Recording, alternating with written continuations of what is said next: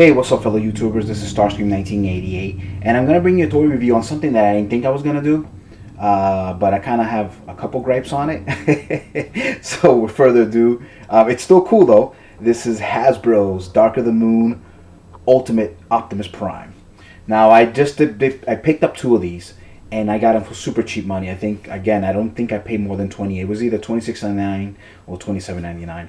But I got two of these bad boys. I know there's been tons of reviews out there on them, but I guess I just want to give you my 2 cents of why it's cool, but it isn't cool. Again, it's worth the $28 for sure, but they could have done so much better with this, and I'm so mad that they just kind of cheaped out, really. But again, you know, at the end of the day, this is for kids. This is for the kids, so we got to think that way, I guess, right? So anyway, back of the covers, I always start.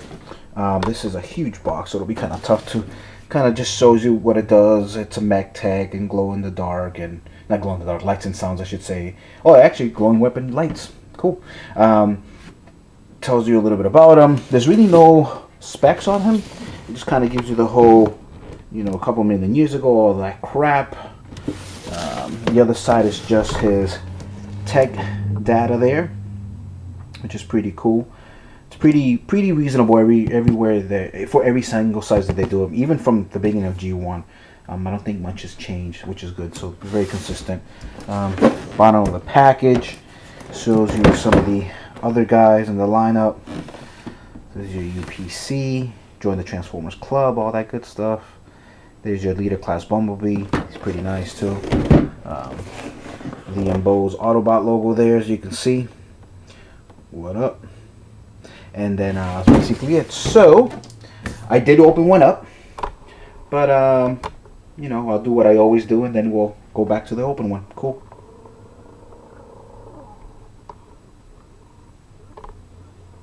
Okay, we have one out of the package. Now I won't transform this on camera because it's just not happening. But I don't know, what can I say about this? This is one of those action figures that on paper was amazing. I really wanted one.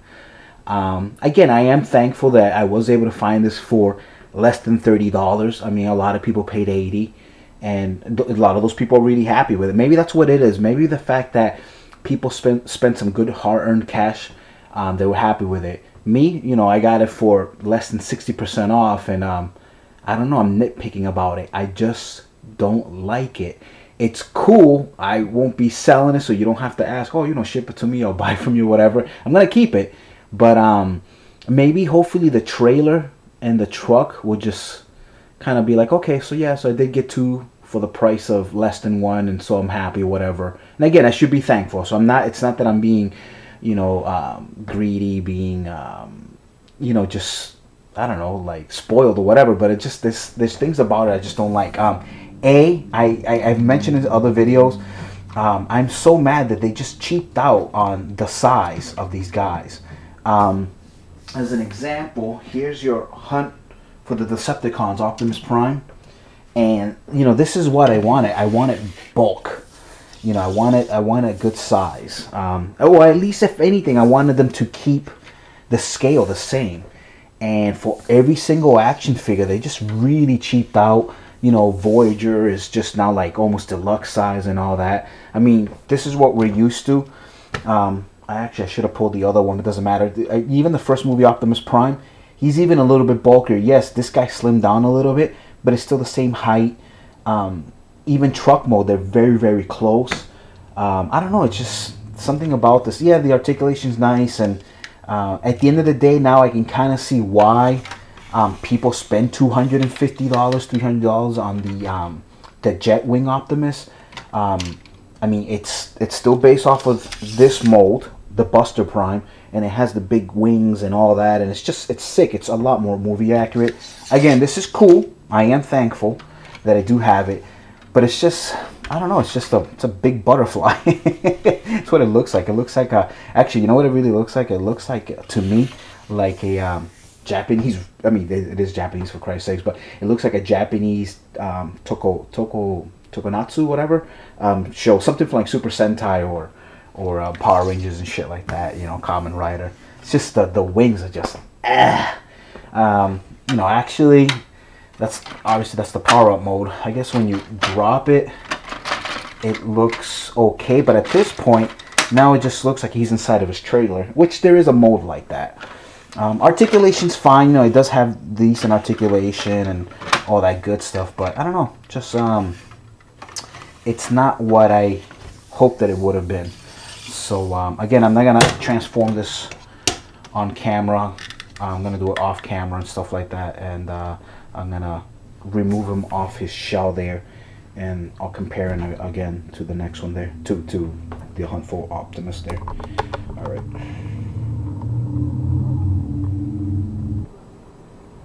Okay. Wow, I'm really like, again, guys, I'm real sorry. I'm not trying to be, again, a spoiled brat.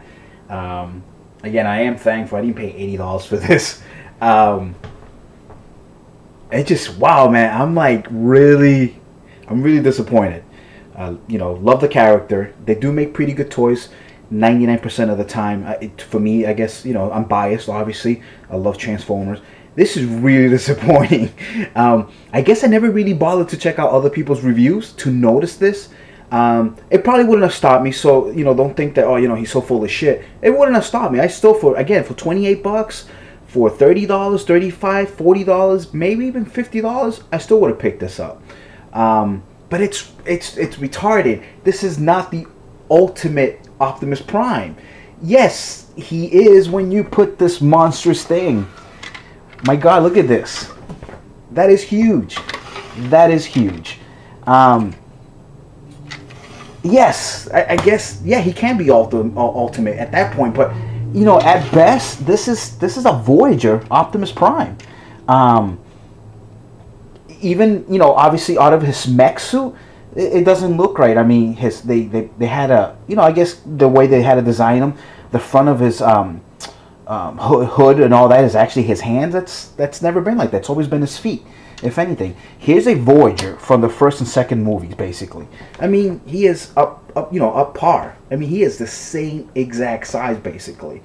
Obviously, off camera again, I'll show you these guys in their truck modes and stuff like that. But I mean, I'm really disappointed. Again, I don't know how I missed it. I mean, there has to be hundreds of reviews out there on this damn toy, and it's just I couldn't believe that, you know, they really cut the cost on something like that just so they can make that super robot. There's your real leader. That's your real leader class, in my opinion. Just like the rest of them, just like the Brow, just like the Starscream, the Megatron. I mean, those are your real leader class. You know, when you pay $40, $50 for that, it's worth it. It's a really nice toy. This, wow, this is just, wow. I'm kind of mad that I actually made this review. Again, you know, and I'll emphasize it. You know, for 28 bucks, whatever I paid, $27, $28, it's amazing, I guess. It's a nice gift for you know, a family member, some kid in your family that you may know, or for yourself, whatever. But wow, it is lackluster. I can't believe that is that small. So the package may call it Ultimate Optimus Prime, but I'm calling it Mid-Ultimate Optimus Prime, I guess. So yeah, so I guess I'll transform him so you can see him in his cab mode.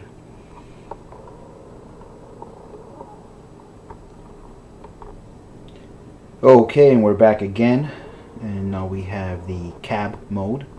I guess, you know, it's kind of weird, you know, even with all the complaining that I've done, you know, it makes you wonder, you know, obviously when they design these, did they design the cab first, or did they always do the robot, and they want to make sure that one or the other has to look more realistic? So I guess, I don't know, maybe on some of them they designed the cab first and then, you know, the robot comes after, who knows. But anyway, so I said I would show you what they would look like next to each other. So here is a Voyager class. This is First Strike Optimus Prime. And this is how they were being made in the first two movies. So you kind of get used to the look. And is it realistic to a real truck? No, actually a real truck would be longer. Kind of almost like that. That's just a little too long though. And I did some research. I actually never really kind of do research before I do reviews. And again, I know I'm nitpicking. But it's kind of weird. So as you can see, the cab from your engine compartment to the cab is pretty damn close up to here, and then here this just got a little too long, but that's to compensate for the trailer, and this is just a little too short. But we're used to this, or I'm used to it anyway, so I don't mind it. I think it's cool. Another example would be, this is this year's I guess Voyager size Optimus Prime. So again, you know, they did get a lot smaller, which is, it's crazy. So there you go. Move that to the side there. So as you can see, got doggies barking next door, if you can hear that. But yeah, so I mean, the line definitely changed a little bit. I mean, I understand that all companies have to go through costs and whatever not, but I really wish that for all three movies they would have kept it the same. And then, you know, now you got your Prime figures, and you know, obviously shit changes, so it is what it is. But so anyway, so that's that. And let me just kind of move this to the side here again. Here is the trailer. Not bad. It's pretty cool looking. It's not an exact size to the real thing. Real trailers tend to be, even with the refrigeration unit in the front, like this one, they tend to be 48 feet long, and even one of the longest Peterbilts like this, or Freightliners, whatever, they tend to be maybe 20 feet long. So when you do the size comparison, that's just too big. So actually, that would be more realistic, I guess. Pretty much around there, I guess. So it is supposed to be a little bit less than half. So this would actually probably be the best representation to, you know, to scale, if you're gonna really scale 1 to 100. I mean 1 to 1, I should say. So I think I remember seeing a video where the only thing with this is that it's way too fat. I mean, this is just huge compared to, but that would actually be just about right in terms of size. With the research that I did, obviously there's flat ones like the Max and stuff like that. So I guess that would make it a little bit different. I saw somebody do this, and this just, it's way, I mean, it's way off. You know, and they thought it looked good, and you know, to each their own. Obviously, it's just, you know, it's just a review, it's an opinion, so it is what it is. But they thought this looked good, and I just, it definitely does not. There's no way. I mean, A, it's sticking up, and it's too short. Maybe if it was a half trailer, then yeah, that would, I guess, be realistic. But that just doesn't work. So I can't remember who it was. Even if I could remember, I wouldn't say it. It's kind of rude. But so yeah, so that's my review on this toy. I guess my final thoughts would be, should you get it? Yeah, absolutely. If you can get a pretty good cheap price, again, Walmart's now have them for $39.99. I think that is very well worth it.